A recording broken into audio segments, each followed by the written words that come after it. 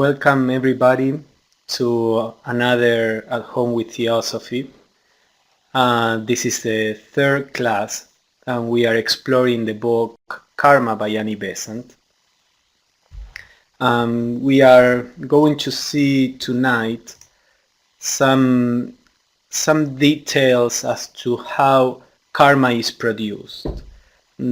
As we have been explored, the concept of karma, although today is more common among people, you hear the word karma even on TV, yet the mechanism is not necessarily known, and many people just replace their idea of a god punishing bad people and rewarding good people with the idea of karma, as if karma were just more or less the same. So we are exploring with this book the mechanism and the complexity of karma.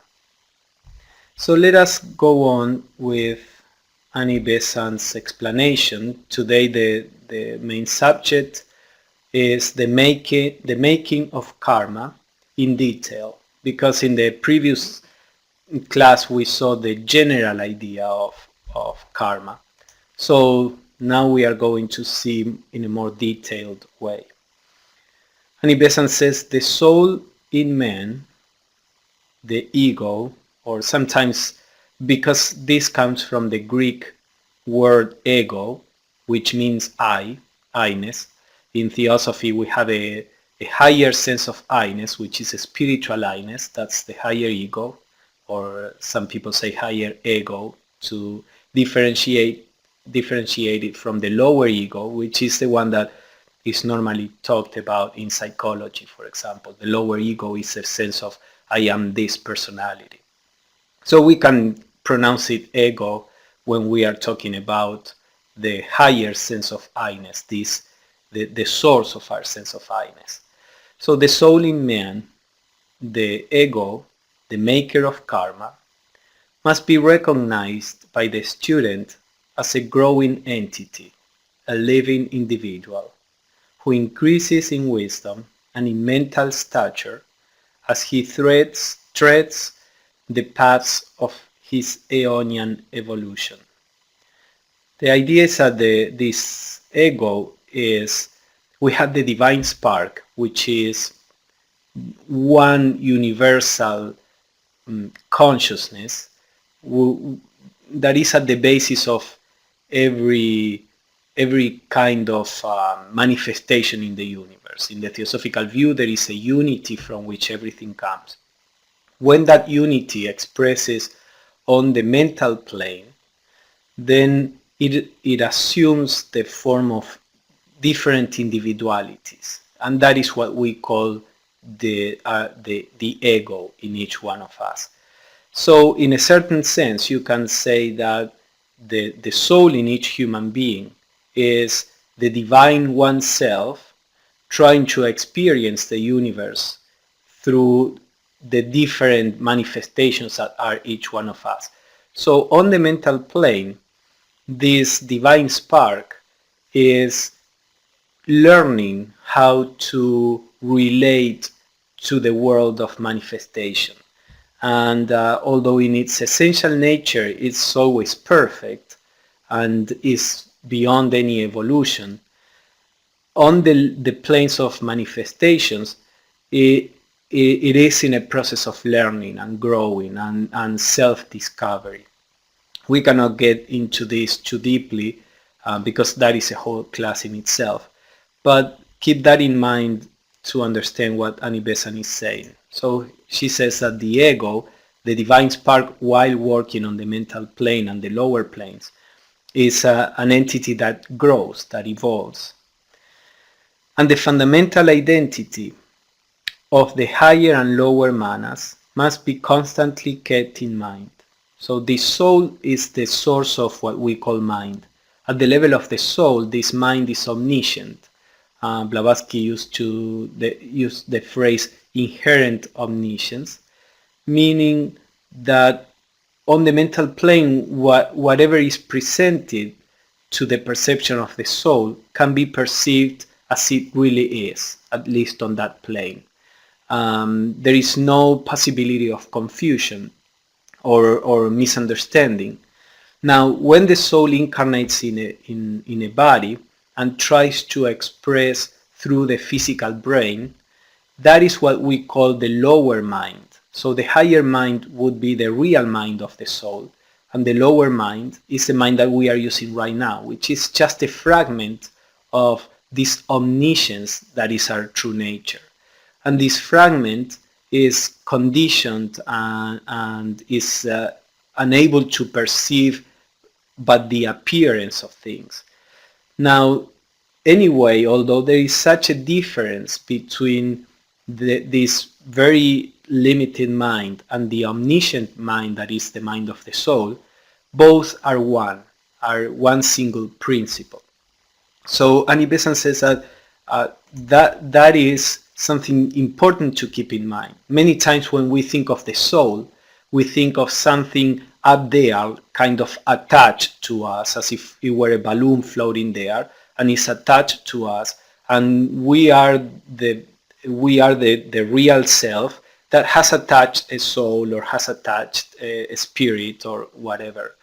And that is not the case. We are the soul trying to express through the brain. So this mind is the imperfect and limited expression of what we are, that is the soul, and even more beyond that is the spirit trying to express itself as a soul and then as a personality. So Annie Besant says, for convenience sake, we distinguish between them, the higher mind and the lower mind. But the difference is a difference of functioning, activity, and not of nature. So when we are perceiving on our own plane, the mental plane, then we are this higher mind. When we begin to perceive through the body, we are the lower mind.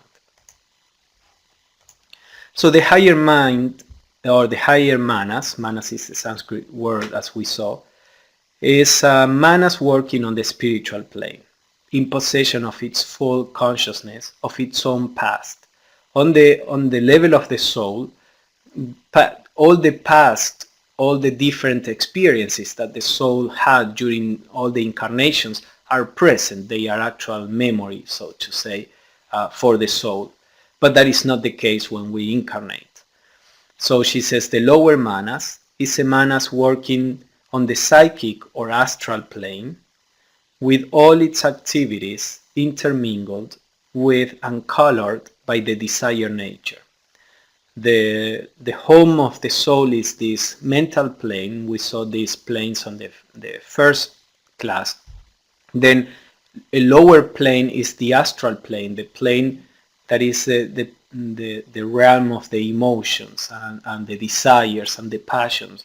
So when the soul begins to express on the lower planes, the first thing that happens is that its ability to perceive, to understand, becomes entangled with the emotions, passions, and fears and desires. And then this psyche that we call it, this mind/emotion, expresses itself through the body, through the brain and the nervous system. So Annie Besant says that when the lower manas is this manas trying to express through the astral plane and is colored by the desire nature, it is in possession only of a portion of the total manasic consciousness, our real consciousness. What can be expressed is only a fragment. And she says this portion consists, for the vast majority of people, of a limited selection from the more striking experiences of the one incarnation then in progress. So what is available to our mind normally for most people is just the main experiences we have had so far in our life. That is when we have to face life, when we try to understand something or to learn how to approach something, we unless we have access to the higher mind, to the intuition and this spiritual nature, which is the aim of the spiritual path, to gain this access.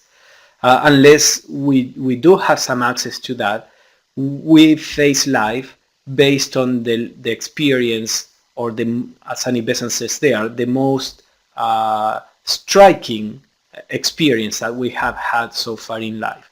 And that is obviously a very limited instrument to use. And these experiences, of course, they condition our perception. If we had a difficult childhood, even though as adults we may be in a completely different situation and that has nothing to do with the childhood, yet that experience conditions the perception in the present. And you would think, how is that possible? What is past is past, and yet that conditions the experience of the present and requires spiritual work to get beyond it. So Annie Besant says, for the practical purpose of life, as seen by most people, the lower manas, this lower mind, the mind that we use every day, is the I, and is what we term the personal ego.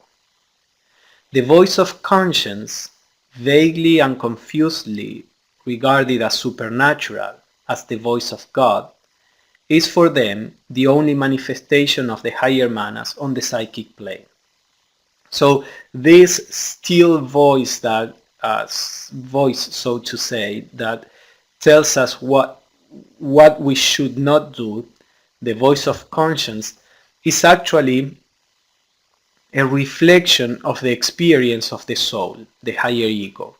The voice of conscience is very important, but actually it cannot guide us into how to face new experiences, because it is the echo, so to say, of the experiences of the past. So when a person is going to do something that as a soul he or she already knows that is wrong, there will be this voice that says, don't do that, you shouldn't do that, you shouldn't act in this way. And many people just disregard it, and if we disregard it constantly, then we stop hearing it. So this is an important factor in the guidance as to how to live, but it is an incomplete factor. It cannot tell us what to do in new situations. For that, we need to develop the intuition. It is the intuition, the one that can bring a new knowledge. But nevertheless, the conscience is an important guiding aspect for the personality. So this is what is readily available for anybody, no matter what his or her spiritual evolution. Of course, the more experience the soul has, the wiser this conscience will be, but at their own level, each person has access to this conscience. And as I said, if they don't pay attention to it, then it becomes atrophied, or however you say that, it becomes inactive. So Annie Besant says, but the student must realize that the lower manas is one with the higher. So this is important to set up the idea of how karma works. She says, if this be clearly understood, the sense of injustice to the personal ego in its succession to its karmic inheritance will disappear, for it will be realized that the ego that made the karma reaps the karma. The laborer that sowed the seed gathers in the harvest. Though the clothes in which he worked as sower may have worn out during the interval between the sowing and the reaping. So basically the seeds, the karmic seeds that were sowed in a previous life may be reaped in the next life, and although the personality is different, the ray of consciousness that was working through the previous personality and that is working through this one now is the same. So even though From a personal point of view, we may think that it is unfair that because a different personality did something, now we have to reap that effect. From a deeper point of view, it is always us, the ones that are either working through the previous personality or now working through this personality. In the early stages of the ego's growth, the mental images he generates will be mostly of the passional class, and hence the astral-mental images will be violent and short-lived. We have to remember that in the process of evolution, when the human experience begins, the primitive human beings inherits the animal nature. As science knows, the physic or the human form is derived from the animal evolution. So the beginning of the human evolution is still close to the animal experience, and at the beginning, what guides the mind into doing this or that is the emotional aspect. And when this is the case, the mental images or the thought forms that are produced are maybe strong at the moment, but they are very short-lived because they have very little of a manasic component. They have very little of mind in it. But then she says, according as manasic elements enter into the composition of the mental image, will be the endurance of the astro-mental. Remember, the mental image is the image that is on the mental body, and the astro-mental image is this thought form that emanates from this image. Every time that the mental image is activated, there is a thought form that is emanated. So that's the difference. Now, the more mentality or the more self-consciousness is there in a particular mental image, the longer will be the thought form. And this is even recognized by regular law. When if a person commits a crime in a fit of passion, that crime is regarded as less serious than when a person did it with the full mental capacity, with planning and premeditation. And that's a reflection of how karma also sees these things. When there is a manasic, the more manasic element is there somewhere or in a certain reaction, the more responsibility there is for that action, because the thought form that is created is stronger and more lasting, and it will have more effect on the mental plane that it would have otherwise. So this is a factor in how karma is created. Steady, sustained thought will form clearly defined mental images, and correspondingly strong and enduring astro-mental images or thought forms. So Annie Besant says, let us now study the making of karma as a cause, how the karmic causes are generated by way of the mental image. During a man's life, he forms an innumerable assemblage of mental images. Some are strong, clear, continually reinforced by repeated mental impulses. Others are weak, vague, just formed and then, as it were, forsaken by the mind. Remember that any mental image that is produced even once stays on the mental body. Now, if a mental image becomes dominant in the life of a person, that mental image develops more and is very active. If a mental image is just is not really active, then it stays as a little seed, which in the future may be fed and developed. At the death of the soul, the soul finds itself possessed of myriads of these mental images, and they vary in character as well as in strength and definiteness. Some are of spiritual aspiration, some of purely intellectual, some are emotional and passional, some are from bodily appetites stimulated by uncurbed desire. So we have all these different kinds of mental images produced as a result of different kinds of stimulation. The soul just after death is encumbered with its complete body of desire, and all the mental images formed by kama-manas is the lower mind, that are of a gross and animal nature, are powerful on the lowest levels of this astral world. We explored this in our last At Home with Theosophy, when the physical body is left behind at the moment of what we call death. Then the soul finds itself enveloped or wrapped in the emotional body. And then it begins to perceive the astral world through the matter that constitutes the emotional body.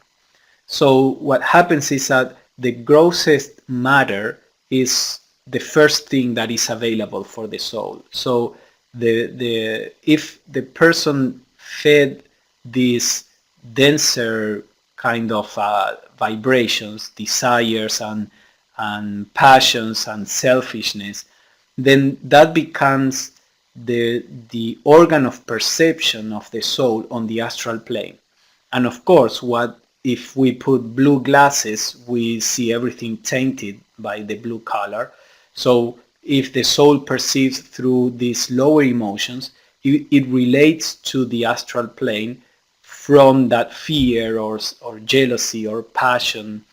But in a person that is more evolved, even if here and there these emotions may have a place in consciousness, when they are not the center of consciousness, then after death they are not strong enough to generate this kind of veil around the soul, and the soul remains unconscious of that aspect of the astral plane. So Annie Besant says that a poorly developed soul will dwell on these images and act them out, thus preparing itself to repeat them again physically in its next life. So just in the same way that, for example, when we go to sleep and something happened that produced an emotional impact, you see that the tendency of the emotional body is to keep repeating the emotional impact. And that is exactly what happens after death.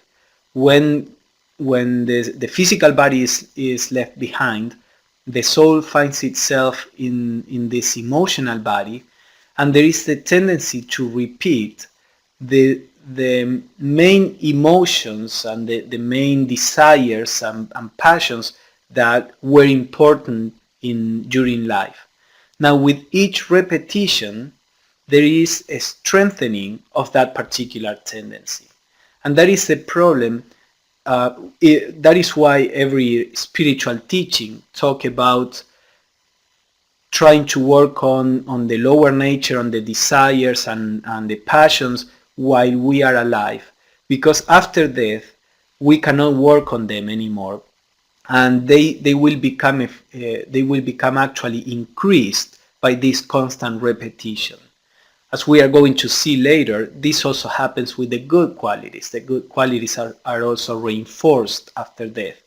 So when the soul comes back again, there will be at the level of the personality a stronger tendency to do the wrong thing, but also there will be a deepening of wisdom not to do that. And in this way, as evolution goes on, there is a point where the struggle between the lower nature and the higher nature becomes very evident. At the beginning, the higher nature is very feeble to affect the personality. So all these things, the lower nature keeps on getting increased, but there is no inner conflict because the higher nature cannot do anything to oppose it. But as evolution goes on and the higher nature awakens, then there is a period of struggle between the soul and the lower nature. So this is, as I said, why it is important to work on all these things during life, so that after death we are not going to be reinforcing the negative aspect or the lower aspect of our nature, but on the contrary, the post-mortem experience becomes a deepening in wisdom and peace and understanding and poise, etc. Then as the soul rises from the lower levels of the astral plane to the higher, the mental images built from the materials of the lower levels lose these elements, thus becoming latent in consciousness, capable of existing but out of material manifestation. So eventually all these emotions and lower emotions and passions that were active in the soul, they die away. Not too different from what happens on the physical plane. For example, if we want to get rid of a vice, what we have to do is to starve the vice, basically. I mean, unless we have access to wisdom, to understanding, to awareness, then there is another tool that helps us get rid of a habit.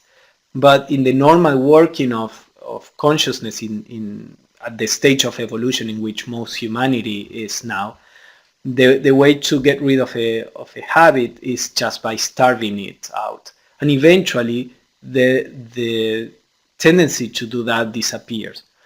On the astral plane, the same happens. These things kept being repeated, but since there is no way to satisfy the desires, eventually the desire is starved and disappears. But the seed remains always there. So when the soul comes back into incarnation, the seed will be there and can be awakened again. But for the time being, as the soul goes higher into the planes, this lower nature becomes latent. So this is a way that nature generates so that the higher consciousness after death has the opportunity to see at things without the constant conditioning of the lower nature. So because the lower nature dies off faster than the higher, then there is this natural process of purgation, and the soul has the opportunity to learn in a way that is not being conditioned by the lower, as I said. So the Kama rupic vesture, this is the emotional body, is purified of its grosser elements as the lower ego is drawn upwards or inwards towards the devachanic region. Devachan is a word used in the Theosophical literature for this stage in the post-mortem process that is similar to the ideas of heaven or paradise to a certain extent. The real concept is quite different, but it has some common elements in the sense that in this state of consciousness, in Devachan, there is no room for suffering or the lower nature or conditioning. So in that sense, it's similar to the idea of paradise. Freed from the time from these lower elements, the soul passes on into Devachan, where it spends a time proportionate to the wealth or poverty of its mental images, pure enough to be carried into that region. So remember, we have all kinds of mental images.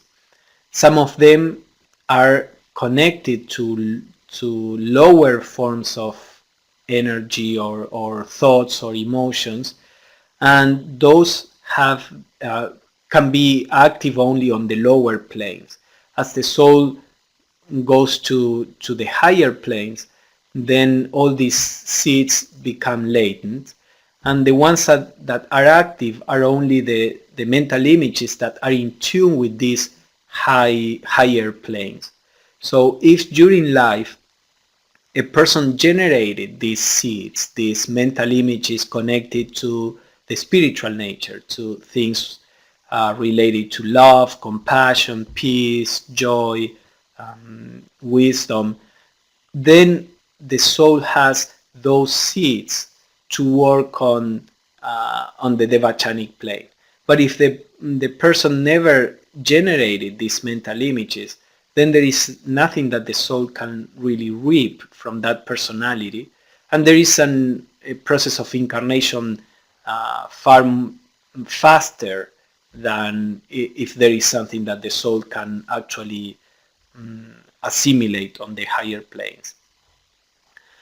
So here in Devachan, the soul finds again every one of its loftier efforts, however brief it may have been, however fleeting, and here it works upon them, building out of these materials powers for its coming lives. So the love for children, the love for the country, even these kind of feelings of love that are still very personal, they become some kind of food for the soul. Of course, the more impersonal love becomes, then the greater is what the soul can really assimilate on the devachanic plane. But even the regular goodwill that a person may show is enough to produce some kind of assimilation in devachan. So Annie Besant says the devachanic life is one of assimilation. The experiences collected on earth have to be worked into the texture of the soul, and it is by this that the ego grows. Its development depends on the number and variety of the mental images it has formed during its earth life and transmuted into their appropriate and more permanent types. So it's in Devachan that these mental images, as she is going to explain, become part of the soul. At the beginning they are just intentions, they are just thoughts, they are just the realization, for example, that we should help somebody. But it is in Devachan when that began as a thought, as a realization, now becomes a part of the soul and becomes a power to help, a power to understand. She goes on saying, gathering together all the mental images of a special class, it extracts from them their essence. By meditation, it creates a mental organ and pours into it as faculty the essence it has extracted. So in life we have, for example, many different situations in which we have to show loyalty. It may be the loyalty as it is shown to our family, our parents or wife or children, loyalty to a cause, loyalty to a job, whatever kind of loyalty is needed to show in life. If the person has this tendency to show loyalty, then after death all these experiences are gathered, and the essence of it, meaning the ability to be loyal, the realization for the need of loyalty, is generated as a power in the soul. As Annie Besant says, it's like a mental organ is created on the mental plane that in the next incarnation will be able to express this loyalty in a far better way in any situation in life. So she says, for instance, a man has formed many mental images out of aspirations for knowledge, and effort to understand subtle and lofty reasonings. In his devachan, he works on all these mental images and evolves them into capacity, so that his soul returns to earth with a higher mental apparatus than it before possessed, which with much increased intellectual powers, able to achieve tasks for which before it was utterly inadequate.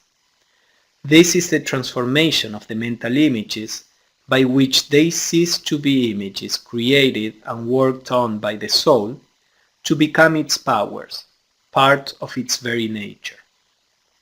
So during a lifetime, it's in the Mahatma letters. It's a book that gathers some letters that Blavatsky's teachers sent to some early theosophists. They say that the physical plane is the plane of causes, and then when we die, the experience on the inner planes is those are worlds of effects, meaning that whatever can be achieved in the after death life depends on what was sowed in the physical life.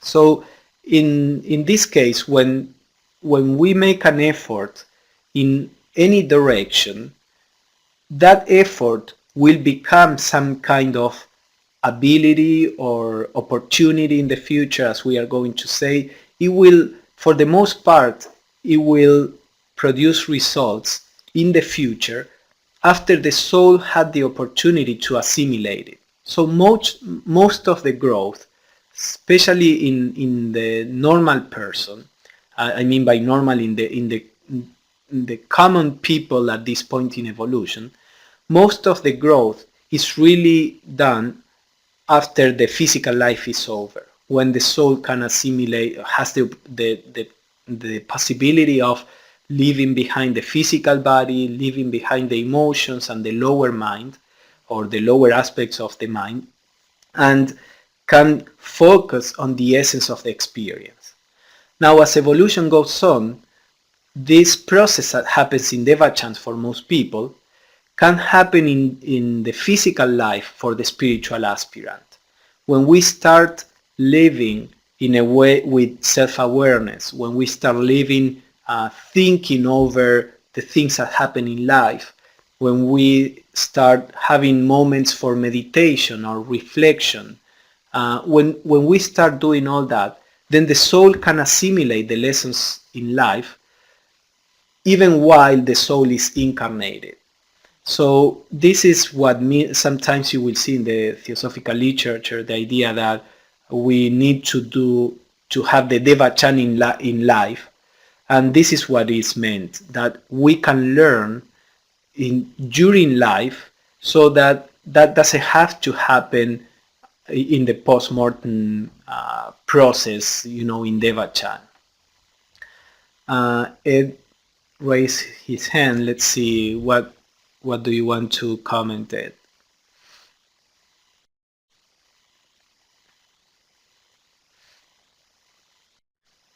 So this is interesting. So in devachan, we develop capacities for better and higher thought processes and behavior. And so does this imply that when people are acting badly, we should feel compassion for them because they don't have the capacity to act any better?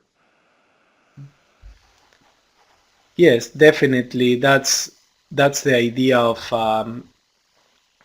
the whole idea of the spiritual path, when it is said that we should have compassion and all this, is based on what you just said. No person wants to be, a bad person or an evil person, because every one of us is a fragment of the divine, and fragment, not that the divine is fragmented, but it's an expression of the divine, which in every single person the divine is trying to express itself in the best possible way and to gain awareness of its true nature. So when that doesn't happen, it's just because there is not enough experience and ability to counteract this natural tendency that is produced at the beginning of evolution towards the selfish point of view. Remember, as I mentioned, we start the human experience with all the physical tendencies that have preserved the body, the tendencies to, self-interest and self-defense, and then the mind is added, a mind that is not skillful in relationship to relating to a body, and then the mind just follows the tendencies of the body and the emotions, and then a tendency that in an animal is normal to be aggressive when it has to be, then the mind begins to exacerbate that aggressiveness. So definitely when a person does something wrong, or when we do something wrong, it's just because we cannot help it. And then the fact of doing wrong things, the first victim of an evil action is the doer of the action, not the one that is a victim of that action. Of course, all this is difficult to see when we cannot perceive this, when we don't have enough experience as a soul. But at least as a concept, it's important to keep it in mind, because that opens a possibility to see the world in a different way. So the person that has indulged in wrong actions, then on the astral plane will keep on increasing those wrong actions. And the next lifetime, it will be harder to deal with, unless at the same time the person was trying to do good things so that they can become powers in the soul. But any wrong action done will become a point of resistance in the future, and the point of more trouble. And this is just how evolution works, because if it weren't like that, then the soul would never try to transcend these things. We try to transcend the evil because the evil produces suffering. So unfortunately, it's how it works, especially at a certain point in evolution. There is a point in evolution where there is this struggle. Before that, as I said, the soul has very little say, and there is no inner conflict. Then, after the period of struggle, the soul is strong enough not to indulge in the lower nature, in the whims of the lower nature. There is no much struggle there. But in between is the place of struggle. So yes, everybody that really sees all this naturally feel this compassion that you are talking about.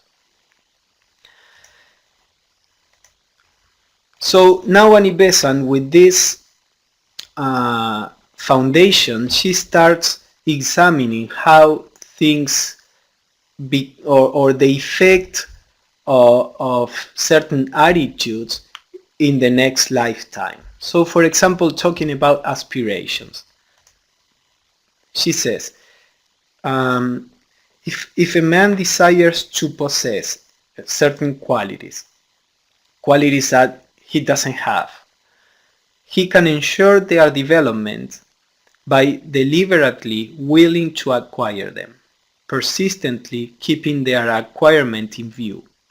For desire and aspiration in one life become faculty in another, and the will to perform becomes the capacity to achieve. So this is true on all levels. A person may want just to be smarter and just trying to learn and to think will inevitably result in a deepening of the ability to think in a future life. But this is also true with the spiritual aspect. if we want to discover, to dwell in our true nature, to discover truth, to realize what we really are, even if it seems that we can't at the moment, the effort in that direction will inevitably result either later in this life or in the next life in the ability to perceive the world in that way, from that point of view. That's why many spiritual teachers, they say, just act as if you could perceive this. Just, try to do it. Make an effort. And in doing that effort, even if you don't succeed, you will succeed because of the process that we saw. So even if there are many reasons why a result may be manifested in this particular life or in the next one. At the level of the soul, there is no much difference between this life, the next life. Time is completely different. It's a question of just of development. But things won't happen if we don't try. So the idea is that we should always try to relate to the world with the highest conception that we can sustain, that we can conceive of. So try to see what your ideal way is to relate to the world, to understand the world and yourself, and make efforts in that direction. And then the ability, even if you cannot perceive it at the time, the ability will increase inevitably. Then she talks about thinking. So far we talked about aspirations, the desire to do something that we are not able to at the moment. Then she talks about thinking, the regular thinking. She says mental images which have been constantly repeated but are not of the aspiring character, of the longing to achieve more than the feeble powers of the soul permit, become tendencies of thought, grooves into which mental energy runs easily and readily. So, the idea of we become what we think, or what we think we become, is that all this kind of, if the thought or the mental activity is directed towards the attainment of something that is beyond us at the moment, then we develop that ability eventually in this life or the next life. If we are constantly thinking of something, not necessarily an aspiration, but we just have a particular habit of thought, then that habit of thought will become more and more marked. Every time we think of something in a certain way, we generate a channel through which the mental activity will naturally flow. And we can see this in our life, even when you are, or see, for example, a scientist, because he thinks for so long in that particular way, becomes unable to see the life in any other way than the scientific way, unless that person also cultivates different viewpoints. Or, I say a scientist because it's my experience and I've been with many scientists, but that is the case with anybody. When we begin to see the world in a certain way, we generate a habit of perception that eventually conditions our perception. So this happens after death. All that way of perceiving things becomes stronger.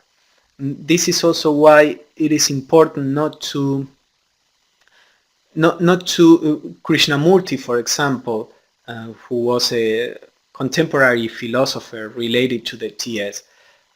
He always denounced the fragmentation in our education. He always said that an important problem in life is that we fragment our perception and we think as a scientist or as a politician or as whatever we are. And that becomes an important conditioning in our consciousness.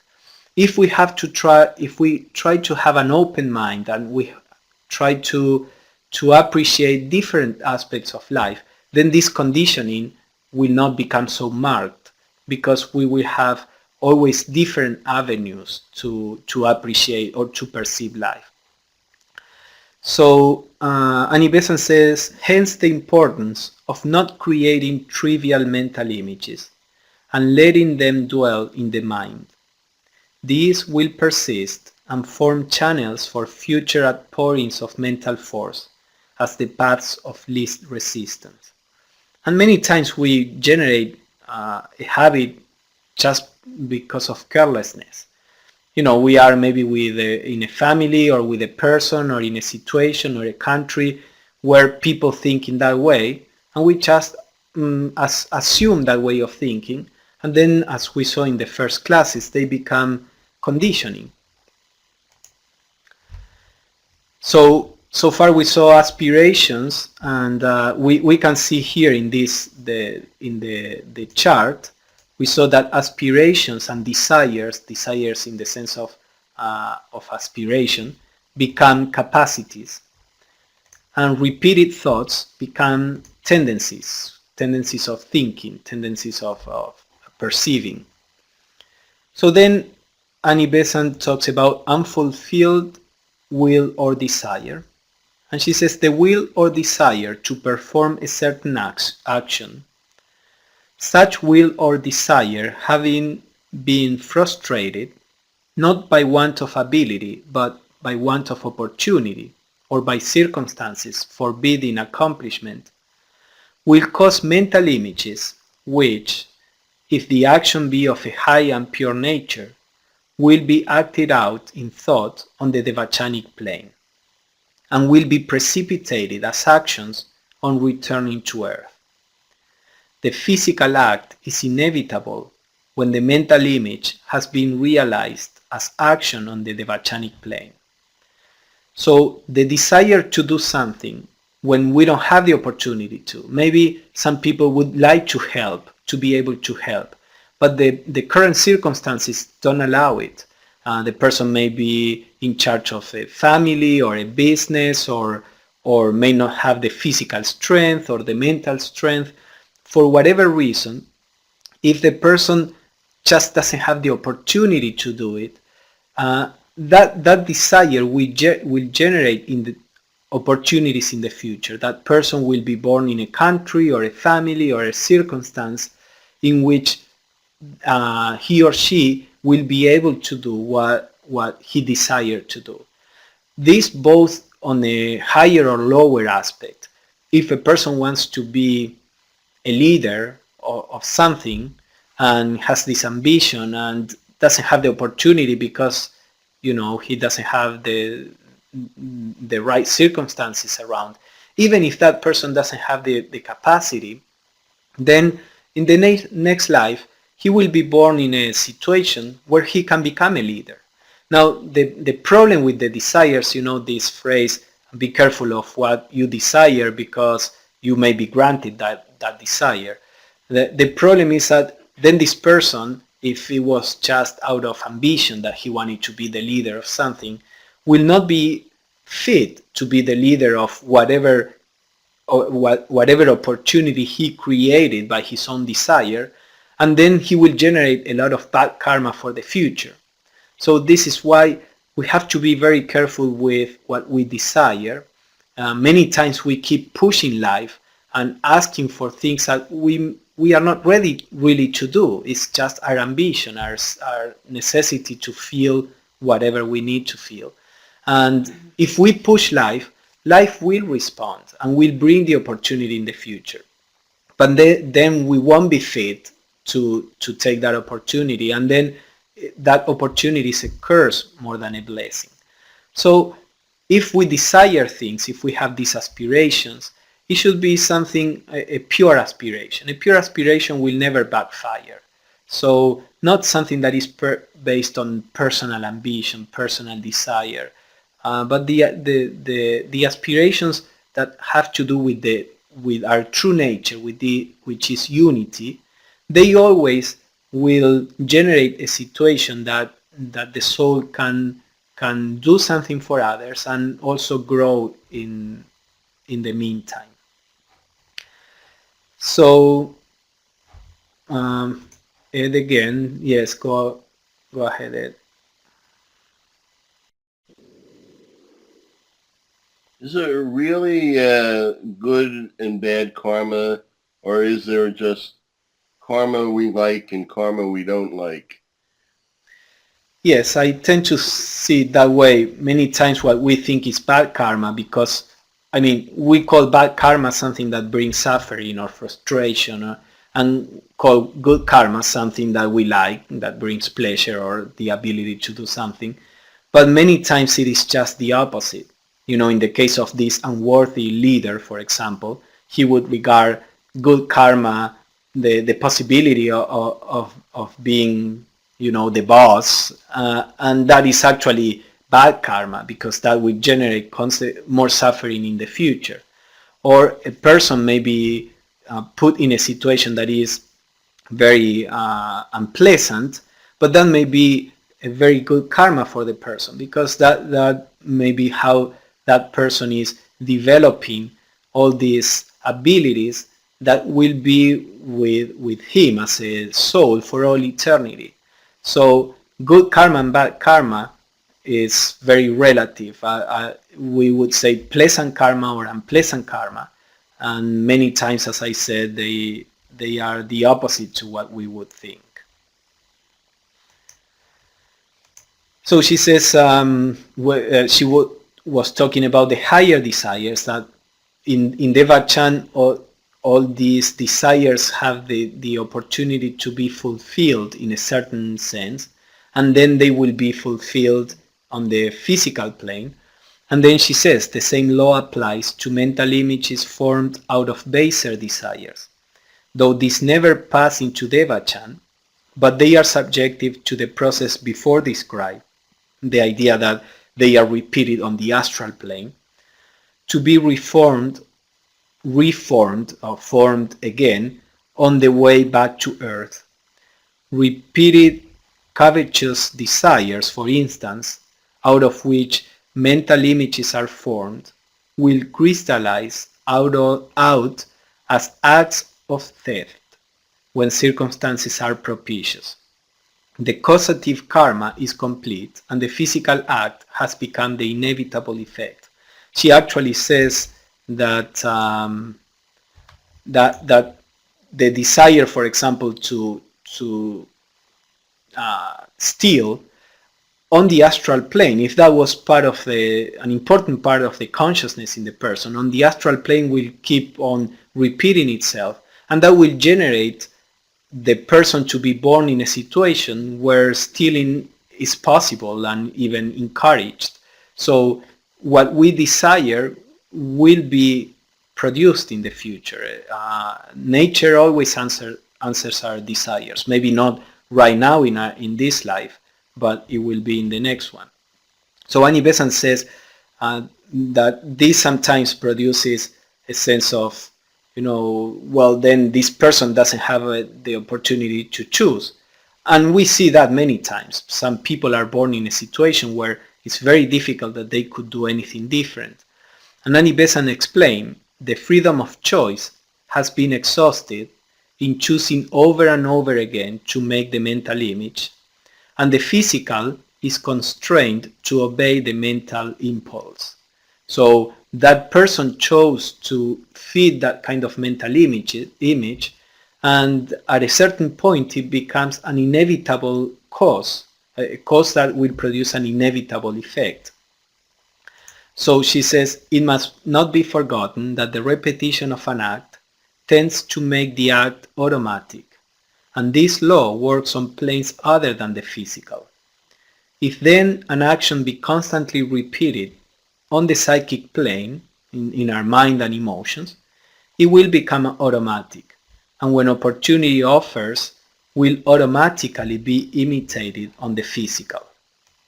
She says in the book, she gives this example of people that they do wrong things, and they say, I would not do it or have done it if I had thought of it. It just happened.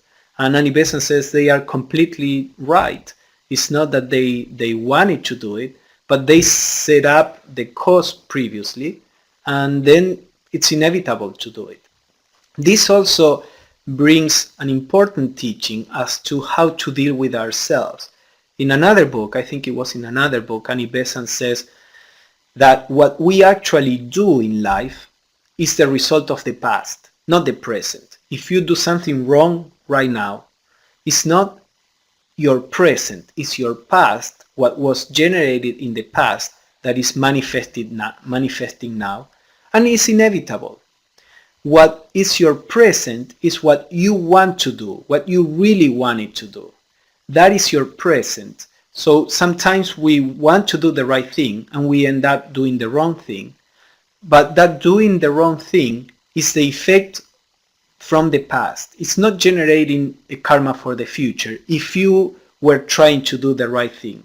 If you were trying to do the right thing, you are generating a good karma for the future, if we want to talk in those terms. So this is why the mental, the inner motivation is always the one that generates karma, not the physical action. Now, if you do something wrong and you wanted to do something wrong, you are angry at a person and you attack the person and you just wanted to attack the person, then you are increasing that circle and that tendency for revenge. But if you start trying to do something different, even if you cannot do it, you are generating a different karma for the future. And so if we really understand this, it's easier to position ourselves in this state of witnessing and awareness, in the sense of we are aware of the personality. That awareness opens the door to try to do the best, but if the best doesn't happen, there is not this sense of guilt and everything that is associated with that. You see it as something inevitable. I mean, you try to do your best, and then the result is not in your hands. The present result is the result of the past. What is really in your hand is your current attitude, and you are generating the future result. I know we are a little over the time, but we are finishing. Let us try to finish this section, and then we can discuss a little more. So Annie Besant says, over all these things, the soul ponders when in devachan, and by its own alchemy, it changes all this mixture of experiences into the gold of wisdom, so that it may return to earth as a wiser soul. Many such experiences teach it that gratifications sought against law are but wombs of pain, and when in some new earth life the desired body would fain carry the soul into enjoyment which is evil, the memory of past experiences asserts itself as conscience and cries out loud its forbiddance, and reins in the herring horses of the senses that would plunge heedlessly after the objects of desire. So this is how the conscience works that we talked at the beginning. So this is basically, then we have this chart. We saw that wills to perform, to do something, become actually the opportunity to do those things in the future. And then experiences become wisdom, and the painful experiences become conscience, which is what Annie Besant was just talking right now. The experience of pain in the past becomes this warning conscience in the present. So that's it for tonight. Now we can go to question and answers or comments before we close. In our next class, Annie Besant will explain how these things actually are manifested on the physical plane. In this chapter we saw mainly how the karmic causes are produced and the effect that they tend to have. But then in the next one we will see the mechanism. So is there any comment or question about this?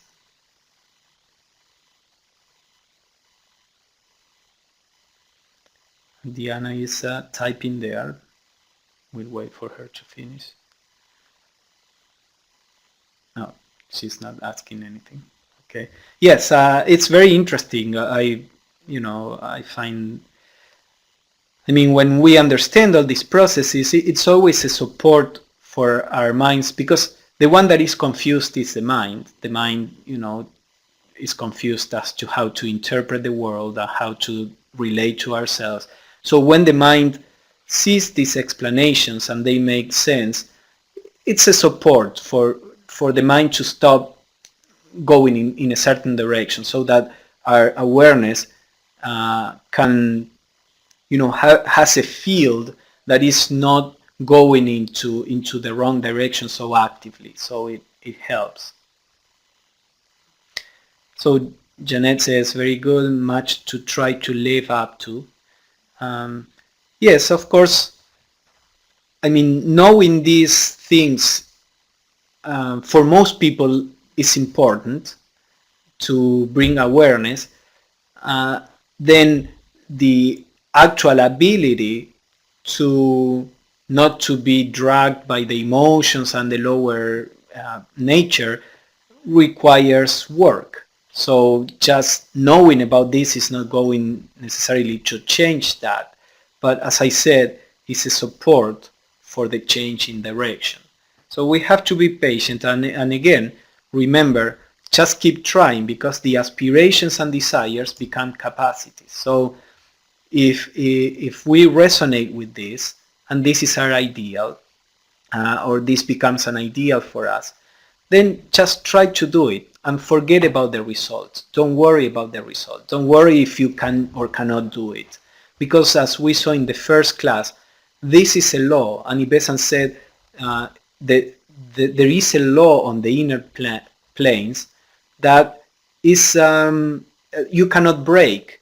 And although some people may feel constrained by the law, she said, if you know how these laws work, then you can use them for your benefit. So if this is a law, there is no way that if you try, you are not going to receive to produce a result. Again, may not be in this lifetime, or maybe depending on many factors, but you just try it and don't worry about the result. Any aspiration eventually becomes a capacity. Yes, go ahead, Ed.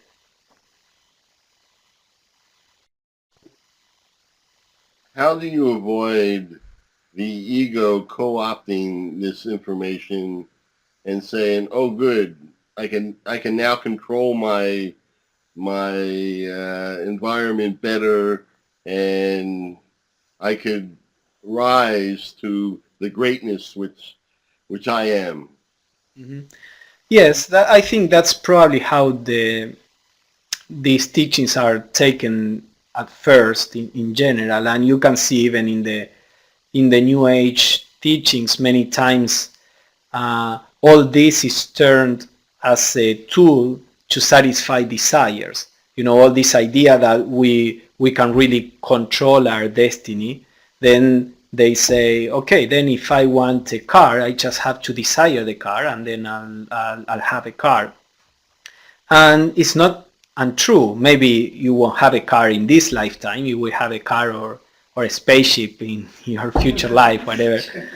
But the problem is that because that came from a selfish point of view, that will generate frustration.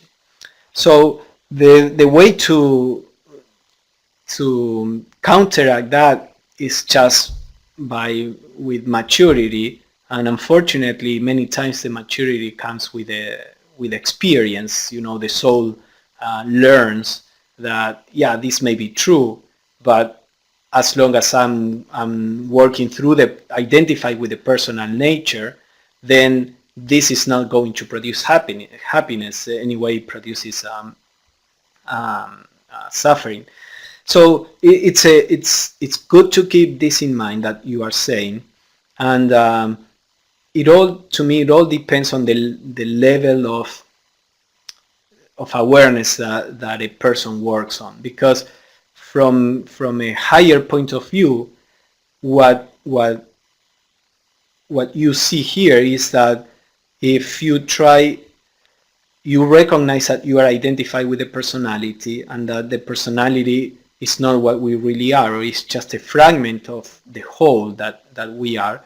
So the aspiration is to perceive what we really are. So in that sense, that won't produce a thickening of the ego, but on the contrary, it will produce this ability to perceive that we are not the ego. So it all depends on what level the person works. But especially the way Annie Besant sees, and several times she talks about this, she says, if that is the level at which a person is working, then that person needs to go through the results of that level. So if a person, all that person can grasp from this is this very self-centered idea that then I can control my destiny, then the soul has to go through that experience, and the soul will be able to, after repeated experiences, will be able to absorb the essence of the teaching. The essence of the teaching is, yes, desire produces a result, but with experience will be the learning that personal desire will not bring happiness, because the focus on the fragment is opposed to the truth that we are not the fragment, that we are the whole. So I think it's good to keep this in mind as you mention it, and that we always have to mention it here and there, that this shouldn't be taken as from the ego point of view. But at the same time, it seems to be part of the growing, the process of growth. Any other comment or question before we close?